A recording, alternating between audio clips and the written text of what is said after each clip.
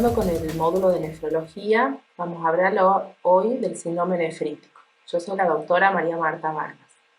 Los objetivos de la presentación son describir el síndrome nefrítico, conocer la presentación clínica del mismo, conocer las glomerulonefritis que lo producen con mayor frecuencia y desarrollar brevemente las glomerulonefritis que producen este síndrome. La definición del síndrome nefrítico es un síndrome clínico que se caracteriza por presentar hematuria microscópica, hipertensión arterial y deterioro agudo de la función renal con oliguria y edemas. Esta es la clásica presentación del síndrome nefrítico que puede ser atribuido a diferentes causas pensando en glomerulonefritis primarias. En este cuadro ustedes ven resumida todas las glomerulonefritis primarias y sus modos de presentación. Fíjense que la glomerulonefritis a cambios mínimos se presenta con mayor frecuencia como síndrome nefrótico, raramente tiene insuficiencia renal e hipertensión y el dosaje de complemento es normal. La glomerulonefritis membranosa también se presenta con síndrome nefrótico, comúnmente presenta insuficiencia renal e hipertensión y el dosaje de complemento es normal. La focal y segmentaria, con menos frecuencia como síndrome nefrótico, también tiene deterioro de función e hipertensión con dosaje de complemento normal y así sucesivamente. Ustedes van a ver en este cuadro un resumen de la manera de presentación de todas las glomerulopatías primarias. Aquellas que presentan con mayor frecuencia síndrome nefrítico son la glomerulonefritis mesangial por IgA y la proliferativa endocapilar junto a la mesangiocapilar que puede dar tanto nefrótico como nefrítico. Este cuadrito les queda a ustedes como un resumen para saber el modo de presentación de las glomerulopatías. Ahora yo voy a desarrollar brevemente las que dan con más frecuencia síndrome nefrítico. Y la primera de ellas es la glomerulonefritis endocapilar aguda. En este caso se produce un aumento en el número de células en el glomérulo sin cambios en la membrana basal. Principalmente hay proliferación mesangial, infiltración de neutrófilos y linfocitos, y la que mayormente se asocia a esta patogenia es la glomerulonefritis postinfecciosa o postestreptocóxica. Puede ser secundaria a otras infecciones, no solo la del estreptococo, como por ejemplo la endocarditis, la hepatitis, el HIV, el citomegalovirus, la malaria o la sepsis. Si hablamos específicamente de la glomerulonefritis postestreptocóxica, es muy frecuente en los niños y tiene una incidencia muy baja en Estados Unidos, Europa y Canadá. Sigue siendo común en países en desarrollo y en aborígenes australianos y en general se asocia a infecciones por estreptococo de la faringe, las amígdalas o la piel. La faringoamigdalitis se da en el invierno y las piodermitis más frecuentes en verano. Las epidemias ocurren en comunidades densamente pobladas y de niveles socioeconómicos bajos, y la incidencia de la aparición de glomerulonefritis luego de la infección por estreptococos es entre el 2 y el 12% en los niños. Fíjense que el estreptococo tiene algunos antígenos que son nefritógenos, es decir, que tienen especial apetencia por el glomérulo, y esos son, en el caso de las piodermitis, los tipos 49, 55, 57 y 60, y en el caso de la faringoamigdalitis, los tipos 1, 2, 4 y 12. Estos tipos de antígenos tienen una especial predilección por generar anticuerpos que atacan al glomérulo. ¿Cómo es la patogenia de la glomerulonefritis postestreptocóxica? Los estreptococos del grupo A y del grupo C generan en nuestro cuerpo inmunidad humoral con la producción de complejos inmunes circulantes que se depositan en el glomérulo o directamente in situ que se desarrolla el complejo en la membrana basal glomerular o en el novillo glomerular. Produce una neuraminidasa, que es una IgG, que genera una anti-IgG con activación del complemento, y también desata una respuesta de inmunidad celular, lo cual hace que el glomérulo y el intersticio se infiltren de macrófagos, neutrófilos, linfocitos y CD4.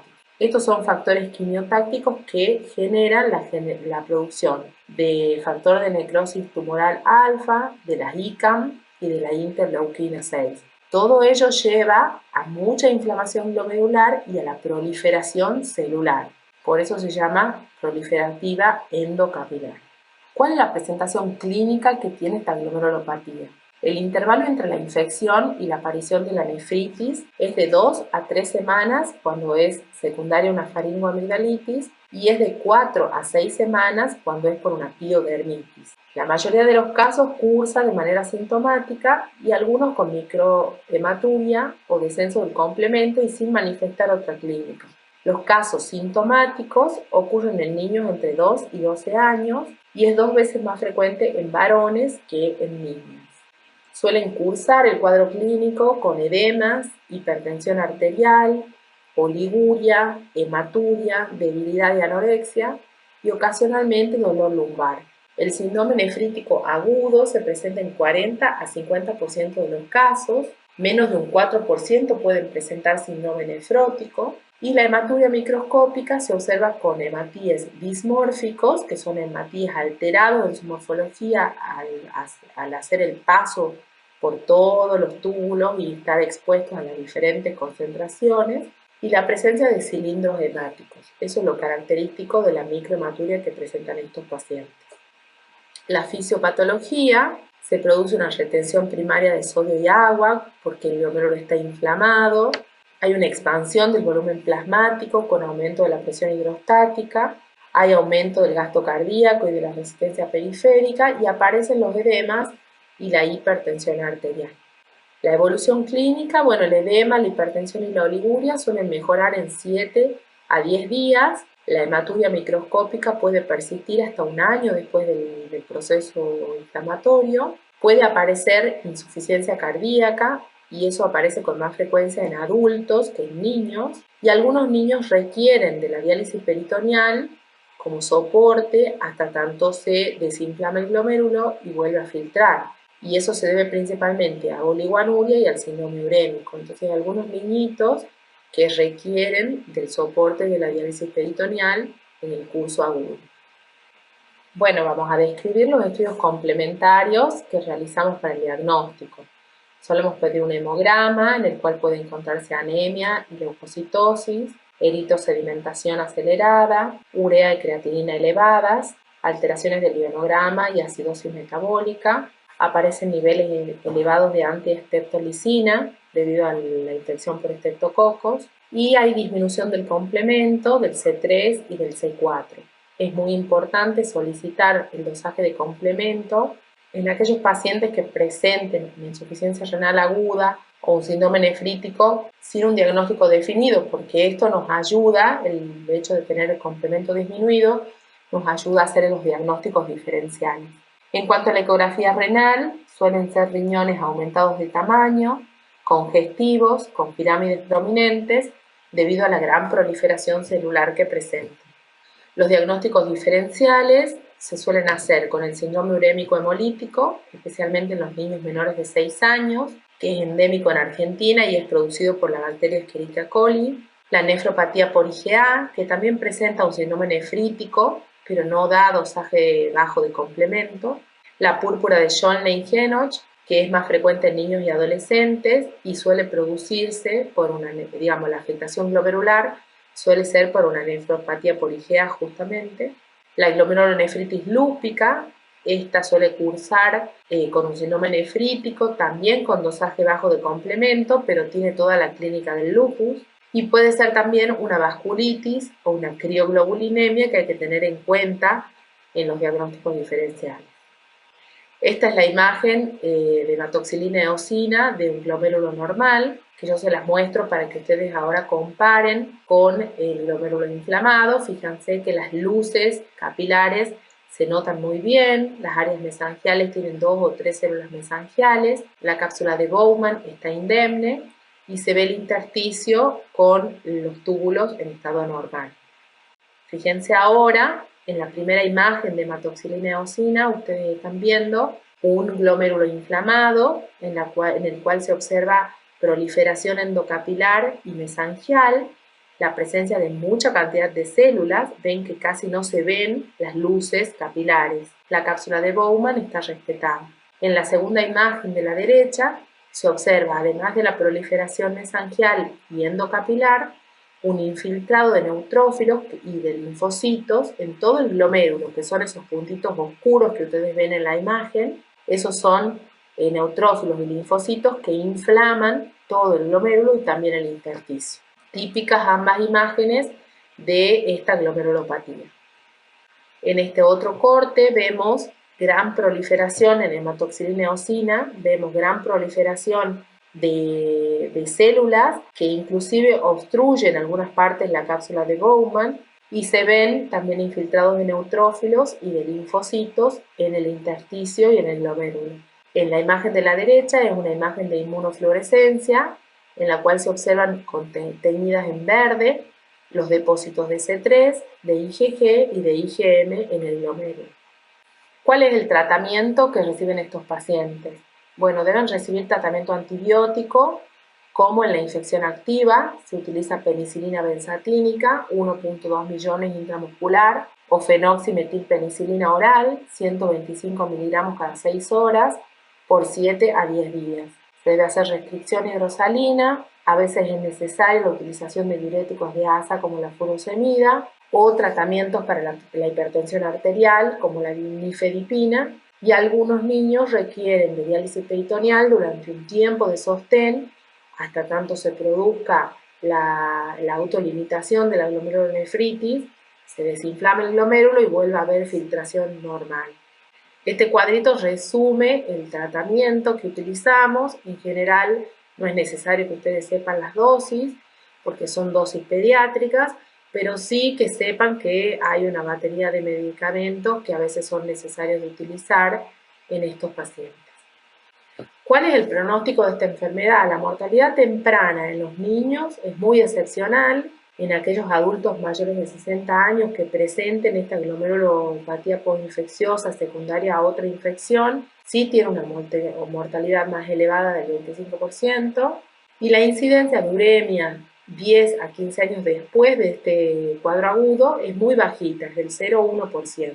El pronóstico tardío es peor en adultos y se ha realizado un seguimiento a 15 años de pacientes que presentaron una glomerulonefritis postinfecciosa siendo niños y se ha observado que un 7% tienen proteinuria, un 5% microhematuria, un 2% hipertensión y menos del 1% presenta uremia 15 años después de la infección aguda. O sea que el pronóstico de la enfermedad en general es bueno, especialmente en los niños, y es un poco más sombrío en los adultos.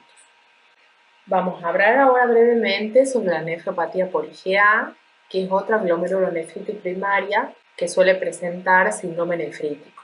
La nefropatía por IgA presenta depósitos de IgA en el mesangio con una morfología granular. La púrpura de John-Lange-Henoch es la forma sistémica que presenta manifestaciones cutáneas, renales y digestivas. Esta glomerulonefritis, la nefropatía por IgA, es la más frecuente en todo el mundo. En Japón y en Australia representa un 50% de toda la glomerulonefritis. En Europa y Estados Unidos entre un 10 y un 30%.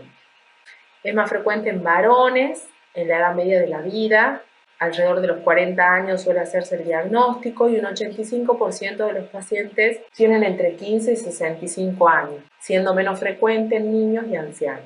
Suele cursar asintomática con una hematuria microscópica aislada, que suele ser un diagnóstico a veces accidental, cuando se realiza un análisis de orina común por una rutina y se detecta la presencia de hematuria microscópica. Algunos pacientes se asocian con proteinuria en rango nefrítico, es decir, menor a 3 gramos en 24 horas, y la hematuria macroscópica puede aparecer en un 20 a 30% de los pacientes.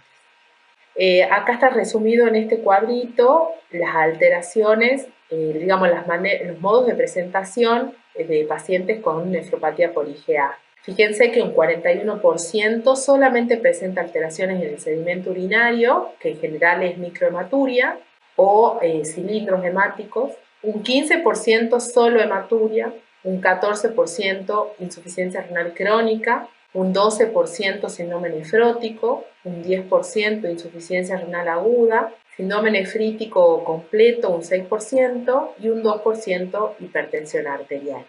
Estos serían los modos de presentación que tiene la nefropatía por IgA. ¿Qué observamos en el laboratorio? Un 50% de los pacientes tienen función renal normal y solo presentan la alteración en el sedimento urinario. 15% puede presentar disminución del filtrado glomerular con creatininas mayores a 3 miligramos de decilitro al momento del diagnóstico. Algunos de los pacientes presentan proteinuria en rango nefrítico menor a 3 gramos en 24 horas. La microhematuria se presenta con hematíes dismórficos y cilindros hemáticos. Suelen tener aumentada la IgA sérica y el complemento C3 y C4 es normal. En la histología, ven en este corte con hematoxilina eosina cómo se observa un depósito de un material Paz positivo en el área mesangial. Fíjense que pareciera tener como algo más rojo, que está depositado como un gránulo aquí. Bueno, eso es la IgA que se deposita en el área mesangial. Y hacia la derecha ustedes observan una imagen de inmunofluorescencia en la cual se ven depósitos de IgA fluorescentes en amarillo en todo el glomérulo. ¿Cuál es el tratamiento de esta glomerulonefritis? En general solamente se hacen medidas de nefroprotección, se indica que los pacientes dejen de fumar, bajen de peso, se trata la dislipemia, se les da dieta hiposódica, si tienen hipertensión se utilizan IECA o ARA2, se evalúa la proteinuria de manera anual, se hace un seguimiento anual de estos pacientes.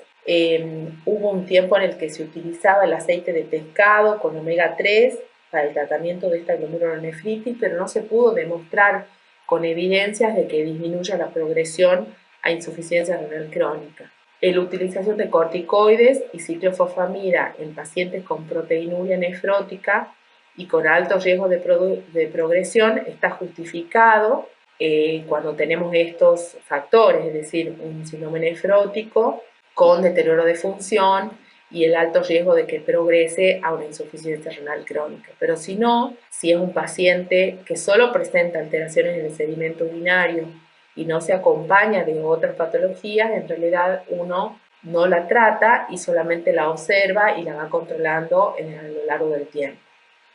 Bueno, hasta aquí llegamos, muchas gracias. En la próxima clase vamos a hablar de nefropatía lúpica para completar todas las glomerulonefritis que producen síndrome nefrítico.